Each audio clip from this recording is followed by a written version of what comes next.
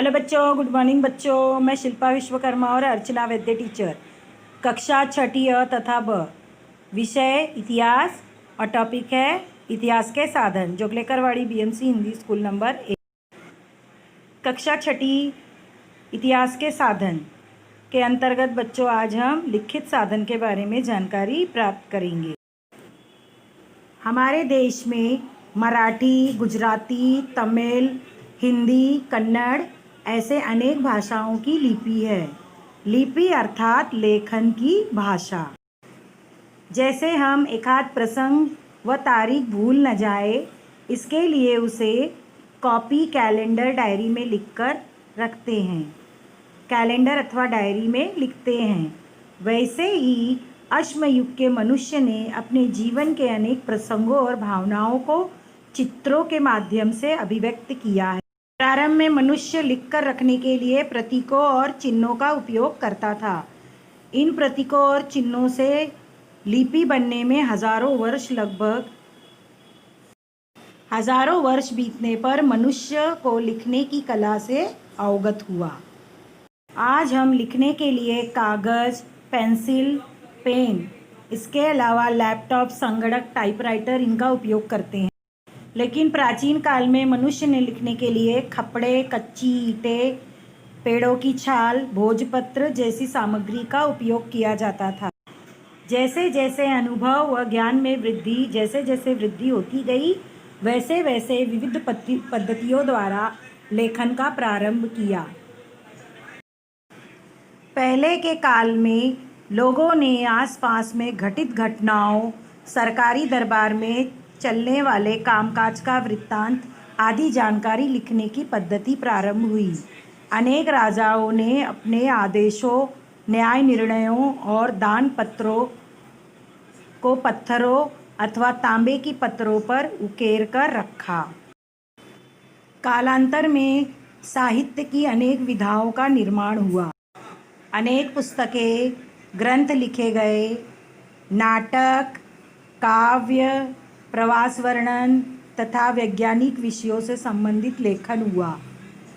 इन सभी साहित्य सामग्री से तत्कालीन इतिहास को समझने में सहायता प्राप्त होती है। इस संपूर्ण साहित्य को इतिहास के लिखित साधन कहते हैं। अब बच्चों, हम मौखिक साधन के बारे में जानकारी प्राप्त करेंगे। बच्चों, तुमने जात पर के गाने सुने हैं क्या? गांव में पहले अनाज पीसते समय ऐसे गाने गाए जाते थे। उन्हें ओवी यानी चक्की के गीत कहते हैं।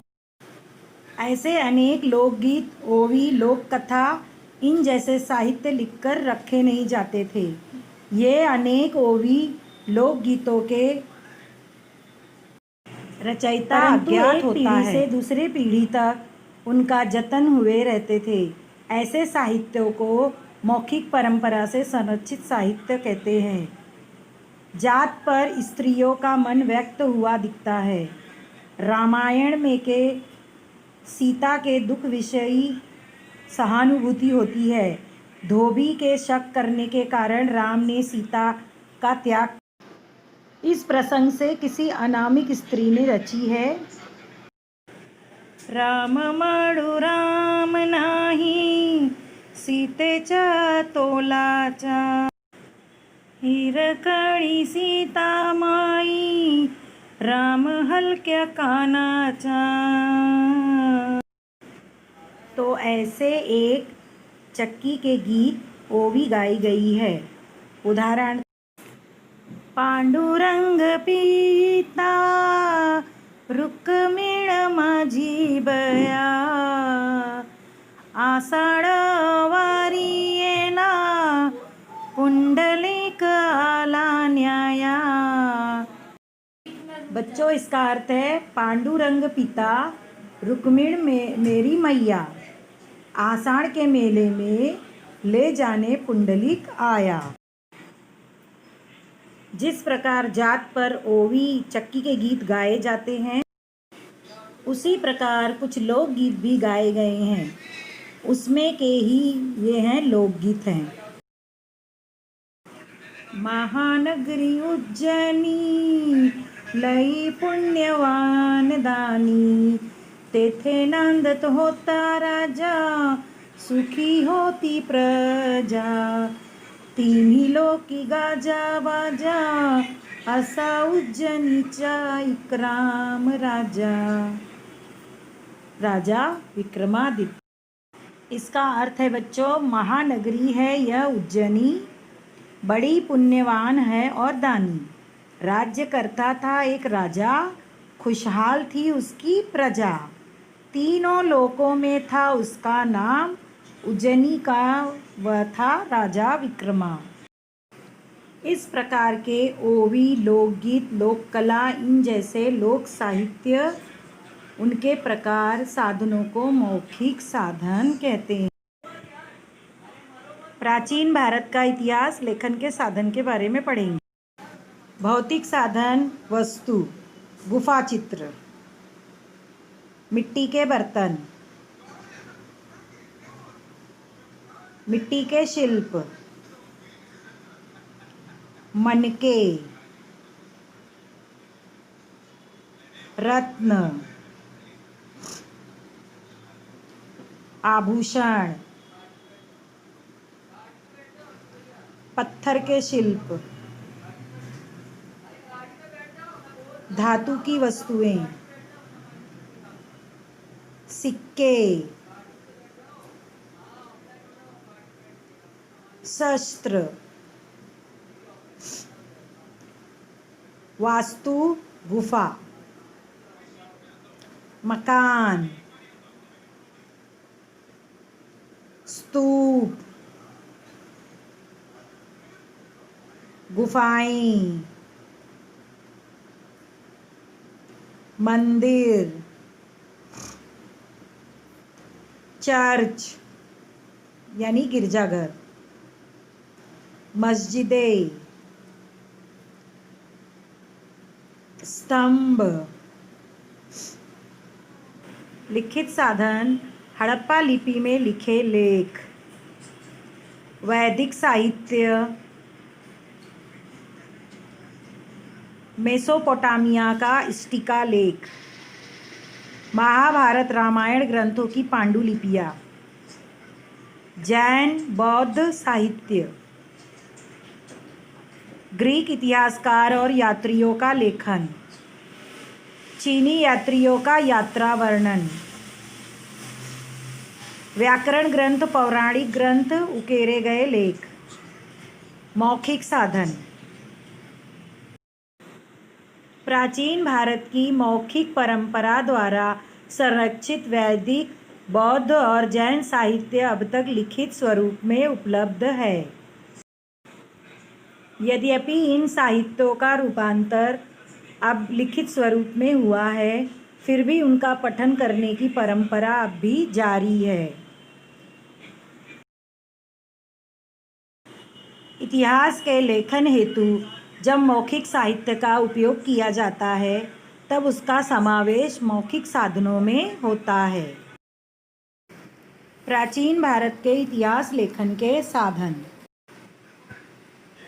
भौतिक साधन, वस्तु और वास्तु, लिखित साधन और मौखिक साधन। प्राचीन भारत के इतिहास के साधन के बारे में पढ़ेंगे। अश्मयुगीन काल से ईस्वी सन 8वीं शताब्दी तक का कालखंड भारतीय इतिहास का प्राचीन कालखंड माना जाता है। इस प्राचीन कालखंड की जानकारी पुरातात्विक उत्खनन द्वारा प्राप्त होती है। कई बार उसे प्राप्त करने के लिए हमें उत्खनन करना पड़ता है, कारण वे साधन जमीन के अंदर गड़े हुए या दबे हुए स्वरूप में होते हैं। अश्मयुग की जानकारी पुरातात्विक उत्खनन से मिलती है। उस काल में लिपि का विकास हुआ था, इसके कारण भौतिक साधन का उपयोग कर उस कालखंड की जानकारी प्राप्त करते हैं। भारत के अश्मयुग की जानकारी पुरातात्विक उत्खनन द्वारा प्राप्त होती है। ओवी, लोकगीत, लोक कथा, इन जैसे मौखिक साधनों द्वारा जानकारी प्राप्त कर सकते हैं। आरंभ में वेद लिखित स्वरूप में नहीं थे। प्राचीन भारतीयों ने उन्हें कंठस्थ करने की तकनीक विकसित की। यानी कि उसे याद करके ज्ञान स्थानांतरित होता था। ईस्वी सन 1500 के पश्चात के प्राचीन इतिहास की जानकारी वैदिक साहित्य से मिलती है। कालांतर में वेद लिखे गए। वेद वांग्मय साहित्य प्राचीन भारत के इतिहास के महत्वपूर्ण साधन हैं। ऋग्वेद, यजुर्वेद, सामवेद, अथर्ववेद ये 4 वेद। ब्राह्मण ग्रंथ, उपनिषद, आरण्यक, रामायण, महाभारत, जैन और बौद्ध ग्रंथ, नाटक, काव्य, शिलालेख, स्तंभलेख, विदेशी यात्रियों के यात्रा वर्णन आदि का समावेश होता है। उसी प्रकार पुरातत्वीय उत्खनन में पाए गई वस्तुएं, पुरातन वास्तुओं, भवनों, सिक्कों जैसे भौतिक साधनों की सहायता से हम प्राचीन भारत के इतिहास को समझ सकते हैं।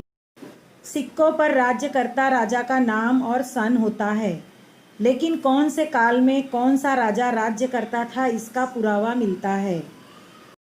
इसलिए सिक्का ये इतिहास का महत्वपूर्ण साधन माना जाता है। उसी प्रकार सिक्कों का उपयोग करके उस काल के कारीगिरी कितनी प्रगत थी इसका पता चलता है। उस काल की चलन व्यवस्था कैसी थी उसका भी पता चलता है। सिक्कों के लिए सोना, चांदी, तांबे और पीतल इन धातुओं का उपयोग किया जाता था और आगे के काल में कागज का उपयोग किया गया। उसी तरह सिक्कों के पहले कौड़ी, पंख चलन के रूप में उपयोग में थे।